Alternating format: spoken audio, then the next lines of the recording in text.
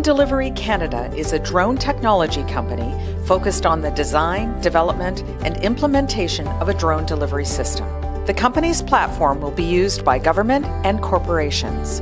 Today, the company unveiled its largest cargo and farthest range delivery drone, the Condor. With a payload capacity of 180 kilograms and a potential travel distance of up to 200 kilometers, the Condor pushes the limits in both cargo capacity and distances. The cargo is powered by a next-generation gas propulsion engine. Drone Delivery Canada is a publicly traded company listed on the TSX Venture Exchange under the symbol FLT.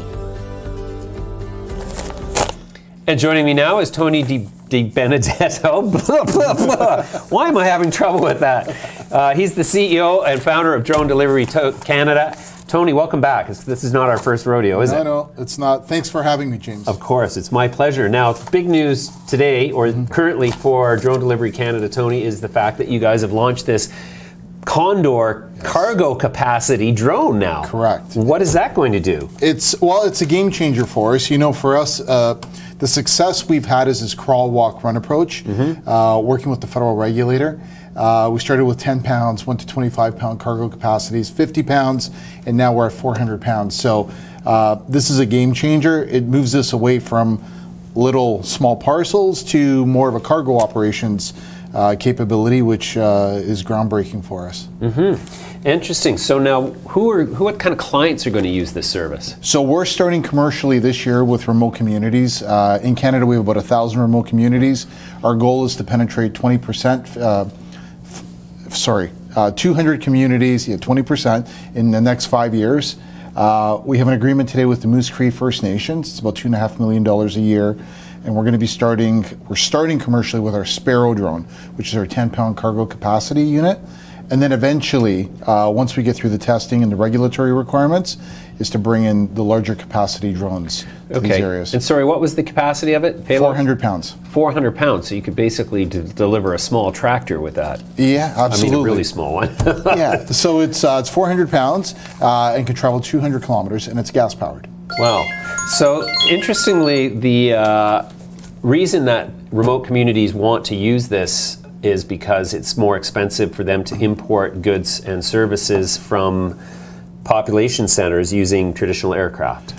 In Canada's northern communities, the big problem is logistics. There are no roads, there are no bridges, there is no gravel, there is no asphalt. It's very desolate. It's very, very expensive to move goods into these communities. And even though once they even show up, is how do you distribute the goods? So we look at our solution as an infrastructure solution. Our business is not really about trying to move a pizza to someone's front door 2 minutes faster in an urban area. Maybe at one point in time it'll get there, but really the way we see our business starting is an infrastructure platform for Northern Canada as a starting ground. And then take this technology and export it all around the world where there's many places that have the same problem. Sure. So places, remote areas that have logistics issues typically are not serviced by the likes of FedEx and Amazon, etc., because it's not profitable for them to service those areas using traditional logistics solutions like trucks and planes. This makes it much more cheaper. 100%. So in these communities, they rely on aircraft hauling in goods or helicopter slung loads. We've seen snowmobiles, ATVs, snowshoes. That's how goods move around in these communities. And because of this, because there's lack of efficiencies, the costs for these fellow Canadians to live is very, very high. So this technology brings the cost down, it's just in time, and it's very flexible and scalable.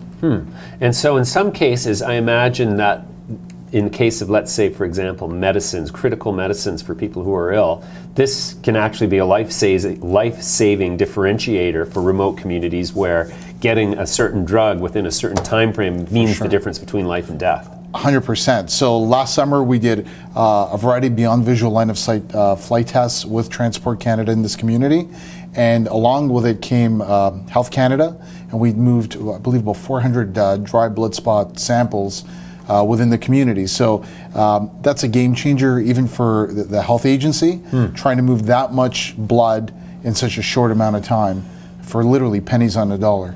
Now, you said the existing relationship you have with the Moose Cree Indian Band, I think you said? Moose Cree First Nations. Moose Cree First Nation. So that's a $2.5 million a year proposition. Correct. And you're going after 200 more communities within the next 5 years. 5 years. That's a big number if the average cost or the average revenue from each of those is going to be $2.5 million a year. It's $500 million a year. Wow. And because we're a software company, it's a software as a services platform, we've built the intelligence to make this happen. We operate at a high EBITDA margin. We're looking at about 60% EBITDA. And it's a very profitable business once it scales. Right. So in the early days of drone delivery, you had Staples, kicking the tires. There was the Canada Post. Are those things still part of the mix as well? We're working with about 50 different groups. Wow. Government agencies, remote communities, logistics companies, cargo operators, retailers, health service providers. Everybody's trying to understand how autonomous systems or vehicles fold into their mix of their future operations. And this is the starting point for us, is the northern parts of Canada, and then eventually rolling it out to different sectors. So there's a lot of opportunities that we're working on right now. Sure. For example, I mean, the craze right now is all cannabis. In remote communities, if they're part of this program, will they be able to receive delivery of cannabis products from your company? Logistically and technically, we are 100% capable of doing this.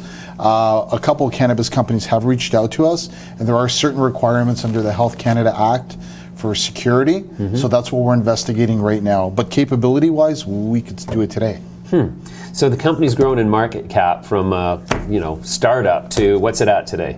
Just shy of about 300 million. 300 million. So it's just been an incredible growth story. Yeah, and we're just getting to the starting line now. So we've proven out the technology. We believe we've de-risked the technology now. It's now complete, and now it's a matter of changing gears and moving into commercial operations. Wow, fantastic. Yeah. Well, it's an incredible story, and I followed you guys with interest. I mean, it's not a stock that I've owned, but only because it's just been on fire, and every time I turn around, it's like I refuse to chase a stock, many times to my regret, but that's just an incredible story. So we're going to continue to follow the story. Thanks for joining me today. Thanks for having me.